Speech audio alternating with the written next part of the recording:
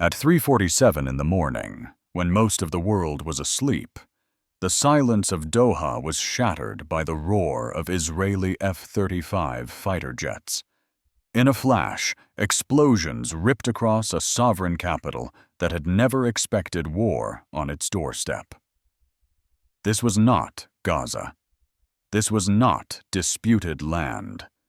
It was Doha, a nation with embassies, hospitals, and children tucked into bed, suddenly waking to fire and chaos.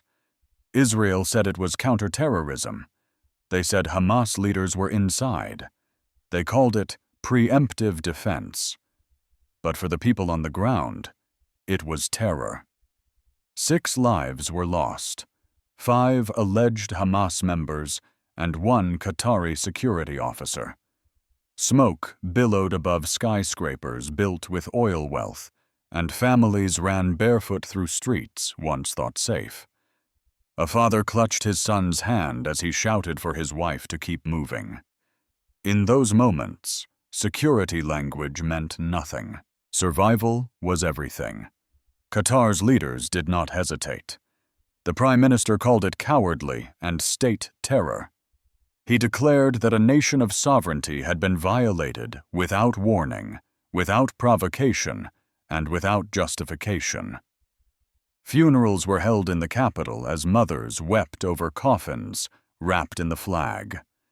The grief was not just for those who died, but for the collapse of a belief that international law would protect small nations from sudden strikes. For many watching from Africa, the images from Doha looked painfully familiar.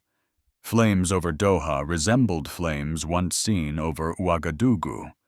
The fear on Qatari children's faces echoed the fear of African children, caught in conflicts they never caused. To leaders like Ibrahim Traoré, silence in the face of this violation meant complicity. To ordinary families, it was a reminder that no one is safe when powerful nations decide sovereignty is optional. If hearing this already makes you pause, ask yourself a question. When a sovereign nation is bombed in the dead of night, what does that mean for the rest of us? And if today it is Qatar, who will it be tomorrow? When the dust settled in Doha, the world began asking what really happened. Israel's official line was simple.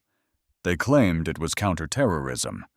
They said Hamas leaders were plotting inside the capital of Qatar. They used the familiar words that powerful nations always use to justify force: preemptive defense, national security, eliminating threats. But beneath those words were ruins, coffins, and unanswered questions. Qatar's government rejected every claim. Prime Minister Sheikh Mohammed bin Abdulrahman Al Thani stood before cameras and called it what it was: a cowardly attack. State terror, a violation of sovereignty that could not be explained away by fancy diplomatic language. He said this was not only an assault on Doha, but an assault on the principles that hold international law together. At the funeral, the Prime Minister walked behind 6 coffins. Mothers cried. Fathers clenched their fists. Children clung to the flag that covered their loved ones. For Qatar, this was more than a military strike. It was a wound to national dignity. Inside those coffins were 5 men Israel accused of being Hamas operatives, and 1 Qatari security officer who had sworn to protect his country. Their deaths became symbols, not just of loss, but of injustice. Qatar asked the world, what hope is left for peace when a nation that mediates hostage talks is bombed in its own capital? They said the strike destroyed any chance of a deal to free captives in Gaza. In one night, Israel turned negotiators into martyrs and mediators into targets. Reports soon surfaced that the United States had provided a late warning, but only after the first explosions had already begun. Qatar said that if such a warning existed, it came too late to save lives.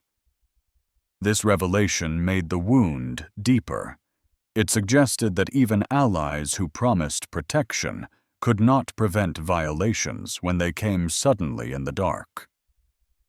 For many in the region, it was proof that small nations stand alone when missiles fall. The reaction on the streets of Doha told its own story. Men gathered outside mosques, demanding accountability. Women spoke on television saying their children now slept in fear. Shopkeepers closed early, afraid that another strike might follow. A taxi driver told reporters, "If Qatar is not safe, then nowhere is safe." These voices mattered because they represented the ordinary people whose lives were shattered without warning. Across the Arab world, anger spread quickly. The Arab League prepared an emergency session. Turkey called the strike reckless. Iran declared it exposed Israeli weakness rather than strength. Latin American leaders echoed condemnation. For once, Qatar was not isolated. Instead, it became the center of a global debate about power, sovereignty, and justice. Israel defended itself by saying intentions mattered. They said they never meant to harm Qatar, only Hamas. Yet intentions meant little to families burying their sons. Actions mattered more than words, and actions had consequences. That truth was not lost on Africa. In Ouagadougou, Ibrahim Traoré called his cabinet together before dawn. He said that when Doha burned, he saw the face of his own people. He believed silence would make him complicit in the erosion of sovereignty everywhere. Within hours, Burkina Faso announced the suspension of all military cooperation with Israel. Training programs were canceled. Defense contracts were terminated. Intelligence sharing was ended. It was not symbolic. It was real action with real costs. This decision sent shockwaves. Within 6 hours, the Israeli ambassador requested emergency meetings. Within 12 hours, Netanyahu's office was calling the African Union. Within 24 hours, defense contractors in Tel Aviv began panicking about billions of dollars in lost partnerships. What had been planned as a show of Israeli strength turned into a diplomatic nightmare. The message was clear. Africa would not remain silent. Sovereignty, once ignored, now mattered on a global stage. The strike on Qatar awakened voices across continents, and those voices carried weight that Israel had never calculated. If one leader from a landlocked African nation could trigger such a chain reaction, what would happen if an entire continent spoke with one voice? That was the question echoing in capitals from Washington to Brussels. And it was only the beginning. The world had seen the strike and the first wave of reactions.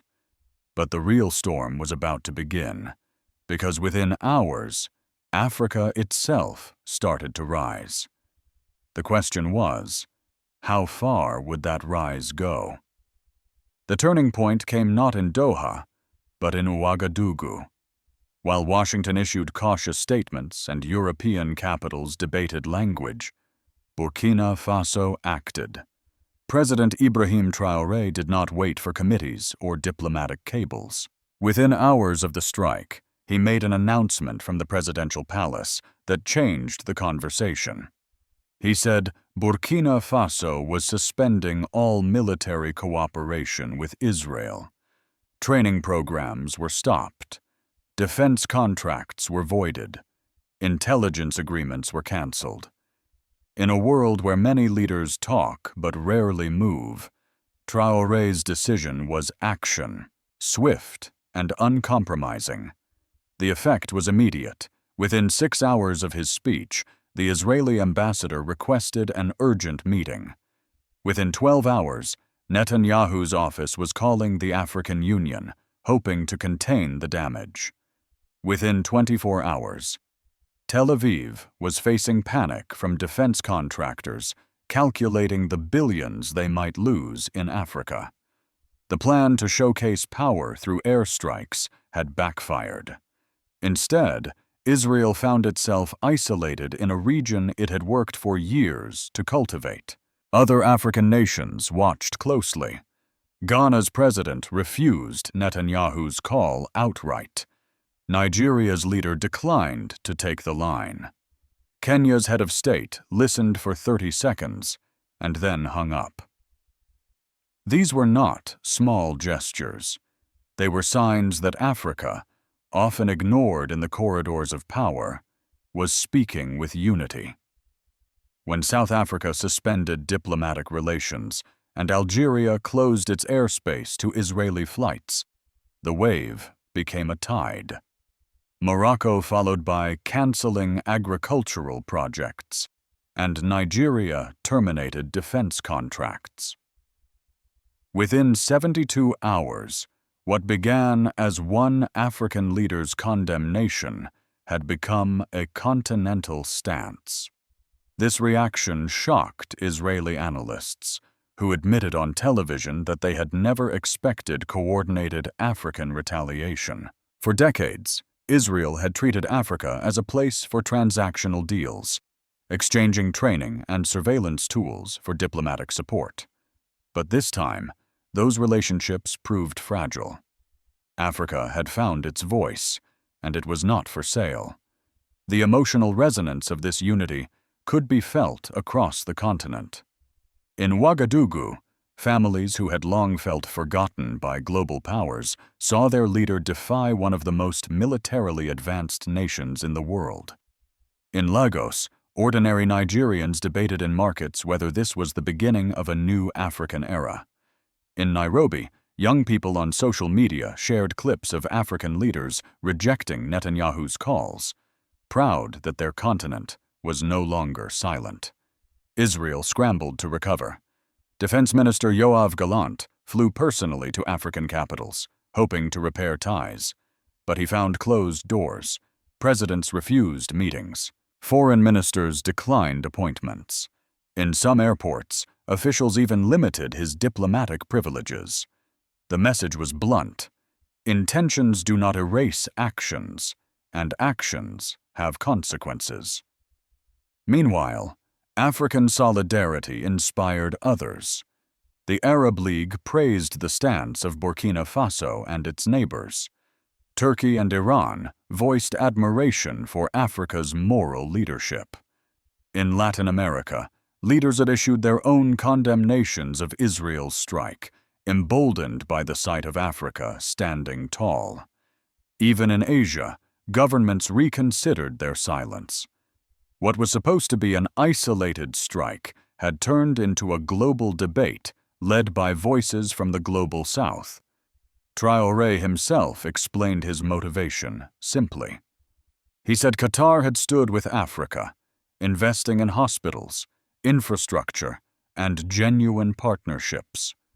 When a friend is attacked, he said, you defend your friend. When a partner is targeted, you stand with your partner. It was a logic rooted not in power, but in loyalty and dignity, values that resonated far beyond Africa. For the first time in modern memory, Africa was not reacting to global events. Africa was shaping them. The world's attention shifted from Tel Aviv to Ouagadougou, from Washington to the African Union. The idea that Africa was irrelevant collapsed in real time. What was once seen as a continent to be influenced became a continent capable of influencing. Yet even as Africa's voice grew louder, pressure mounted from another direction. In Washington, officials worried that this new unity was destabilizing regional security. The question was whether American pressure could silence Africa, or if it would only strengthen its resolve. When Qatar buried its dead and Africa raised its voice, the consequences began to spread far beyond the immediate tragedy. The strike on Doha had not only destroyed lives and buildings, it had altered trust, alliances, and the way ordinary people saw their place in the world. In the streets of Doha, families that once felt protected by wealth and diplomacy now lived with fear. Mothers who once sent their children to school without worry began looking over their shoulders. Shopkeepers spoke about closing early. Taxi drivers said passengers refused to travel near government buildings, afraid they might become targets again. At night, parents tucked their children into bed, but kept the lights on, hoping the brightness would chase away the memory of fire in the sky. In Africa, the civil impact was just as powerful. People who had long felt invisible to the great powers suddenly felt represented. In Burkina Faso, men in markets told reporters they were proud to have a president who defended sovereignty beyond his own borders. In Nigeria, families debated the meaning of canceling contracts with Israel. Some worried about economic loss, but many more said dignity mattered more than money. In Kenya, university students spoke about how their nation's refusal to take Netanyahu's call gave them hope that leaders were no longer bowing to outside pressure. Politically, the strike reshaped alliances. Within 24 hours, 15 African nations issued statements condemning Israel. Within 72 hours, ambassadors were recalled, contracts canceled, and airspace closed. What began as one leader's voice became a continental chorus. The African Union called an emergency session, not as an observer, but as a global player demanding accountability.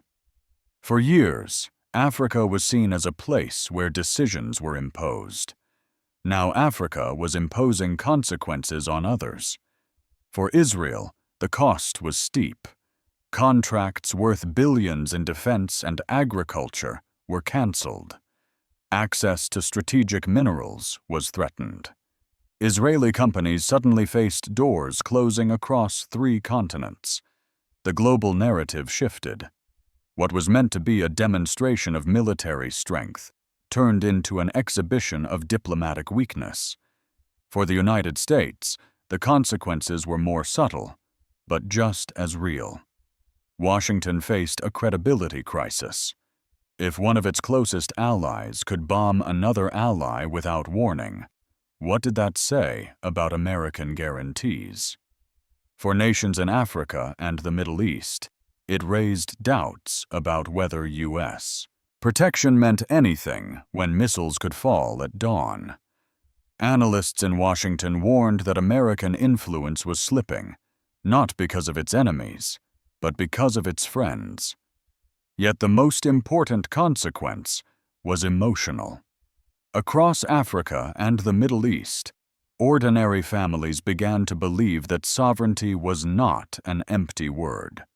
They saw leaders taking action, and they felt part of a larger struggle for dignity.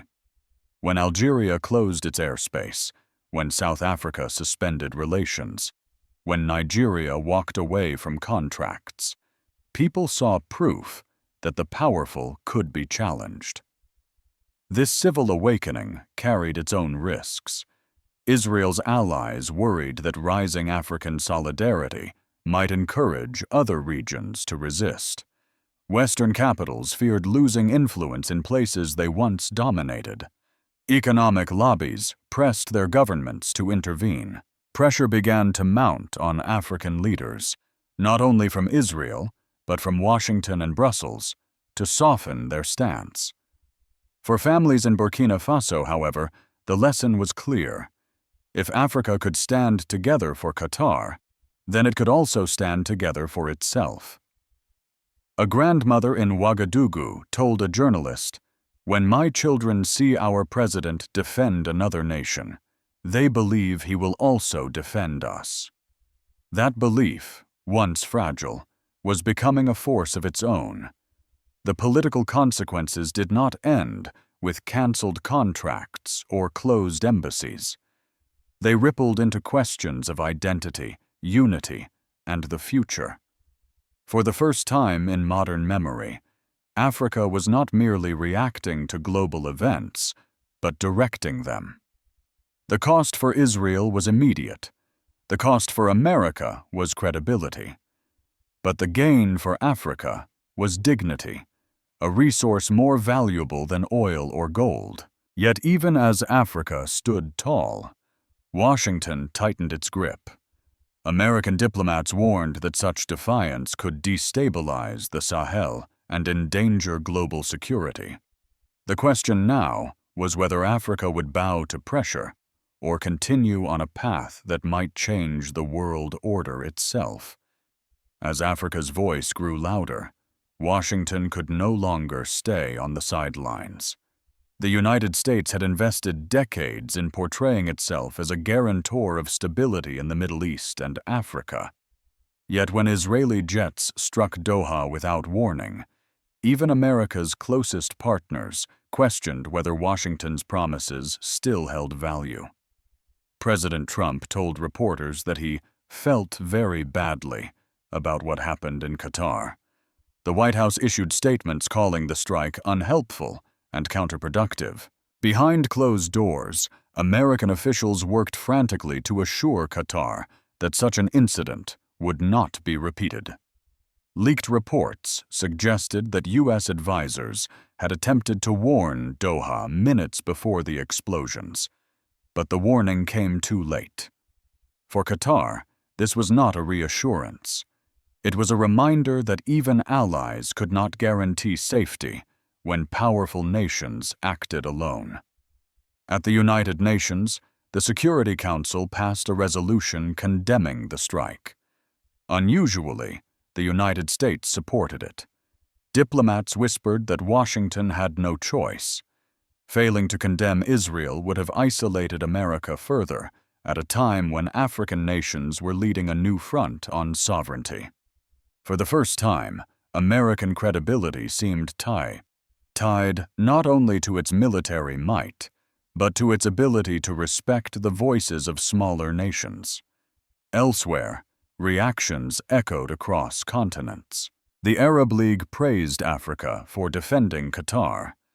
Turkey and Iran called Africa's leadership a model for the global South. In Latin America, presidents used the moment to highlight their own struggles with foreign interference. Even in Asia, governments began rethinking their silence. What had begun as a regional crisis became a global shift in power. For Israel, the damage was already clear. Diplomatic doors were closed. Contracts worth billions were canceled. Relationships nurtured for decades began to unravel. Analysts in Tel Aviv admitted it was a strategic miscalculation with consequences that could last for a generation. For Washington, the cost was subtler, but no less dangerous. Questions about its role as a trustworthy mediator began to surface. Allies wondered whether America could restrain its partners, or if it had lost that leverage. The world now faced a choice. Would Africa's united stand inspire a new era of accountability? Or would American pressure and Israeli lobbying restore the old order? The answer could determine whether sovereignty becomes a shield for the weak, or a word spoken only when convenient for the strong. The strike on Doha was meant to show power. Instead, it revealed weakness. It showed how one act of aggression can unite nations that were once dismissed as irrelevant. It proved that when sovereignty is violated in one corner of the world, the consequences can ripple across continents. For Qatar, the attack was not just a military wound. It was a reminder that even wealth and alliances cannot always shield a nation. For Israel, the cost was not measured only in bombs dropped, but in contracts lost, friendships broken, and trust destroyed. For the United States, the incident raised doubts about its role as a guardian of stability. Can America still claim to protect its allies when one ally can bomb another without consequence? For Africa, the strike became a moment of awakening. From Burkina Faso to Nigeria, From Kenya to South Africa, leaders and citizens realized that silence is complicity and that unity is power. The message was simple, yet profound. Sovereignty is not a privilege given by the strong. It is a right defended by the courageous. But the question lingers. Is Ibrahim Traoré a reckless voice in a dangerous world? Or is he teaching all of us that silence allows violations to multiply? If today Qatar is struck without warning, who will face the flames tomorrow? Could it be another small nation, another fragile capital, or even a city we call home? If this story stirred something in your heart, reflect on what it means for your own family and community. Think about the world you want your grandchildren to inherit. A world where powerful nations act without restraint. Or a world where even the smallest nation stands tall under the shield of sovereignty. The Bible tells us that justice will roll down like waters and righteousness like a mighty stream. For many who watched Doha burn and Africa rise, that verse no longer feels like a distant hope. It feels like a call to action. May God bless those who defend truth. May He comfort the victims of injustice. And may He give strength to the weak who dare to say no to the powerful. Africa has spoken. The world is listening. The question is whether we will have the courage to listen too.